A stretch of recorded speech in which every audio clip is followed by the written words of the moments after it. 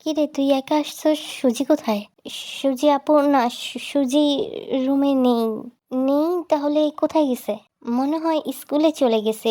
স্কুলের ইউনিফর্ম পাচ্ছি না খুঁজে। ব্যাগও নেই রুমের ভিতরে, তাহলে মনে হয় স্কুলে চলে গেছে। স্কুলে কখন গেল? বের হতে তো দেখলাম না। মনে হয় পিছনের গেট দিয়ে গেছে।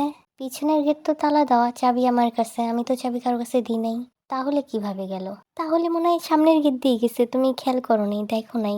কথা বলতেছিলে না এদিকে আমাদের সাথে, ওই দিক দিয়ে সুজি চলে গেছে। কিন্তু এটা তো হতে পারে না। হতে পারে, অস্বাভাবিকের তো কিছু নেই। হতেই পারে স্বাভাবিক। হুম, হয়তো বা।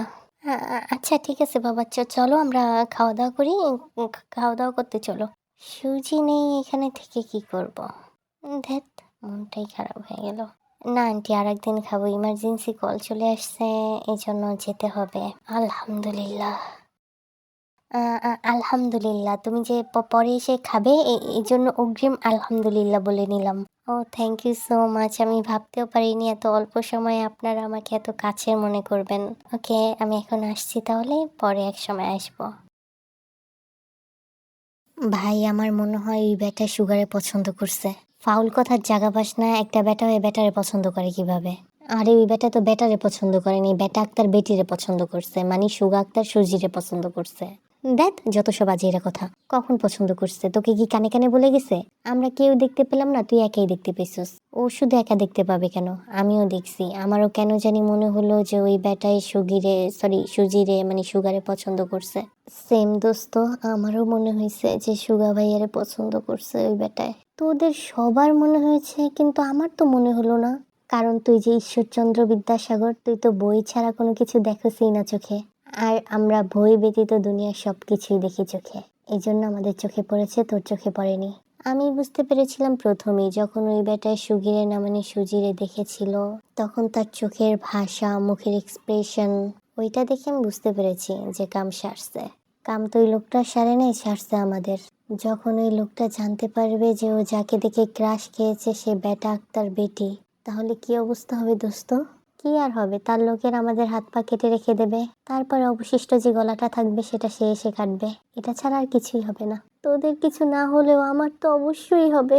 আমি বেটার লগে যেই খারাপ ব্যবহার করছি, হায় আল্লাহ, যখন জানতে পারবে সুজি মেয়ে না ছেলে, তখন আমারে কি করবে?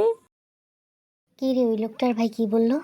যা বলল সেটা শুনে তো আমার মাটির নিচ থেকে পা সরে গেছে। কি, মাটির নিচ থেকে পা সরে যায় কিভাবে? আরে পায়ের নিচ থেকে মাটি সরে গেছে। কি এমন বললো যে তোর মাটির নিচ থেকে পা চলে গেছে, মানে মাটির উপর থেকে পা সরে গেছে? বলল যে লোকটা আন্ডারগ্রাউন্ডের সাথে জড়িত। আন্ডারগ্রাউন্ডের সাথে জড়িত মানে? এই আন্ডারগ্রাউন্ডটা কি? এমনি টেনশনে আমার হাত পা কাঁপাইতেছে, আরো বারবার প্রশ্ন করতেছে। থাপড়ায় তোর কানাপট্টি গরম করে দেবো শালার পোশালা। আমি ভুল কি বললাম? আমি তো বুঝি নাই আন্ডারগ্রাউন্ড মানে কি। বুঝবি কিভাবে? সারা বছর তো পড়াশোনা করিস না, এমনিতে লাইন বাই লাইন ক্লাসে উঠে গেছিস। আমার মনে হয় ও আন্ডারওয়ার্ল্ড বলতে চাচ্ছে, লোকটা মেবি আন্ডারওয়ার্ল্ডের সাথে জড়িত। হ্যাঁ হ্যাঁ, ও ঠিক বলেছে। ঈশ্বরচন্দ্র বিদ্যাসাগর, এই প্রথমবার তোর কোনো কথা আমার ভালো লাগছে। মনে হচ্ছে যে তোর এত বছরের বই পড়া সার্থক হয়েছে আজ। হোয়াট? আন্ডারওয়ার্ল্ডের সাথে জড়িত মানে? আমি যেটা সন্দেহ করেছি সেটাই সত্যি হয়ে গেল। আমি এখন কি করব? আমাকে তো শেষ করে ফেলবে আল্লাহ। আমি কেন খারাপ ব্যবহার করতে গেছি? কত খারাপ ব্যবহার করলাম আমি। ভাই সব কান্না এখানেই শেষ করে ফেলিস না, কিছু কান্না রেখে দে, কারণ নেক্সটে আমি যে কথাটা বলবো সেই কথাটা শোনার পরে তোর কান্নার প্রয়োজন হবে। আর তোর একটা সন্দেহ শুধু সঠিক হয়নি, তোর আর একটা সন্দেহ সঠিক হয়ে গেছে।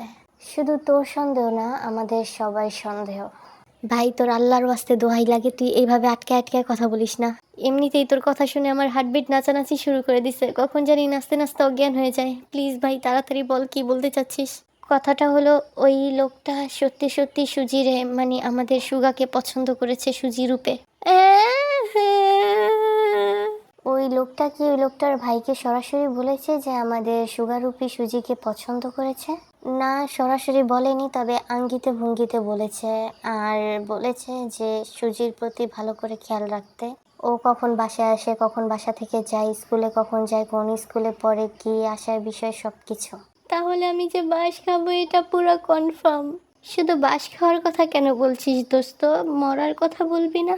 ভাই এইভাবে কেন বলোস? একটু তো মিথ্যে সান্ত্বনাও দিতে পারোস যে আমার কিচ্ছু হবে না, আমি বেঁচে যাব। এটা মনে হয় সম্ভব না রে দোস্ত, আমরা সবাই একসাথে মরে যাব রে। এসব আবার ড্রামা বাদ দে তো। আমরা এখনই সরাসরি গিয়ে ওই লোকটাকে বলে দেব যে এসব কিছু নাটক ছিল, আমরা কেউ মেয়ে না, এখানে আমরা 7জন ছেলে, 7জন ব্যাচেলর। মহামান্য ঈশ্বরচন্দ্র বিদ্যাসাগর নামজন সাহেব, আপনার কি মনে হয় আপনার মাথায় যে ধারণাটা এসেছে সেই ধারণা আমার মাথায় আসেনি? আমার মাথায় চিন্তা ধারণা অনেক আগেই এসেছে, আর আমি ওই লোকটার ভাইয়ের কাছেও বলেছি। কিন্তু সে প্রতিউত্তরে কি বলেছে জানেন? বলেছে যে ভুলবশত যেন এই কথাটা তার ভাইকে না জানাই আমরা। যদি বাই চান্স এই কথাটা তার ভাই জানতে পারে, তাহলে আর আমাদের মায়ের কুলে ফিরে যাওয়া হবে না, মাটির কুলে চলে যেতে হবে। প্রথমত সে চিটার বাটপার পছন্দ করে না, মিথ্যা কথা তো একদমই পছন্দ করে না। আর দ্বিতীয়ত হলো সুজিকে তার মনে প্রাণে ধরেছে। হুট করে যদি জানতে পারে যেই মেয়েকে দেখে তার মনে ধরেছে সেই মেয়ে আসলে মেয়ে না, সেই মেয়ে আসলে ছেলে, তাহলে কি অবস্থা হবে একটু ভেবে দেখেছেন নামজন সাহেব? সরি, ঈশ্বরচন্দ্র বিদ্যাসাগর নামজন সাহেব। তাহলে কি করবো এখন আমরা ভাইয়া? জানি না কি করব, তবে ওই লোকটার ভাই বলল যে কিছুদিন অভিনয়টা চালিয়ে যেতে। তুই কি পাগল হয়ে গেছিস? প্রথম দেখাতে সে সুগীকে পছন্দ করেছে, এটা যদি এখন আমরা গিয়ে বলি তাহলে সে আমাদের নাকি অনেক শাস্তি দিবে। তাহলে একবার ভেবে দেখ, যখন সে সুজির প্রেমে হাবুডুবু খাবে ওই মুহূর্তে যদি জানতে পারে তখন কি হবে? হ্যাঁ, আরেমের কথা ঠিক, ওর কথায় যুক্তি আছে। ও যুক্তি আছে, তাহলে তুই গিয়ে বল যে সুজি সুগা। আমি কেন বলবো? তোরা গিয়ে বল। কেন, আমাদের কি মরার শখ হয়েছে যে আমরা গিয়ে বলবো? ওকে, তোদের বলা লাগবে না, আমি গিয়ে বলবো। কোনো দরকার নেই ভাই, কারণ তুই তো একা মরবি না, আমরা সবাই মরবো। সো এখন কোনো কথা বলা যাবে না, যা বলবো পরে ভেবেচিন্তে দেখে নেব কি হয়। দেখ, পরে বললে অনেক বেশি ঝামেলা হবে, এখনই বলে দিই, এখন যা হবার হবে। না না না, একদমই না, বললে পরে বলবো, এখন তো জীবনে বলা যাবে না, কারণ এই লোকটার সাথে যেই বাজে ব্যবহার করছি যদি জানতে পারে যে সুগা মেয়ে না ছেলে, তাহলে তো খবর আমার সবার আগে 12টা বাজবে।